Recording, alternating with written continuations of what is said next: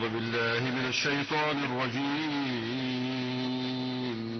بسم الله الرحمن الرحیم.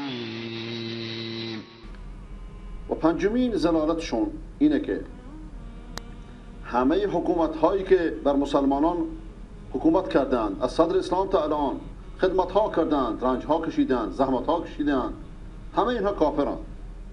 چرا؟ برای که قرآن اجرا نکردند؟ نه. برای که سنت اجرا نکردند؟ نه. برای که حق ائمه رو غصب کردند. و هر کسی هم که به حکومتشون راضی باشه، بگه حکومت اموی مسلمانه، عباسی مسلمانه، عثمانی مسلمانه، سلجوقی مسلمانه، غزنوی مسلمانه، همه اینها کافرند و حلال الدم و نجسند. بنابر این ضلالت های شوم رافضیگری در لباس اثناعشری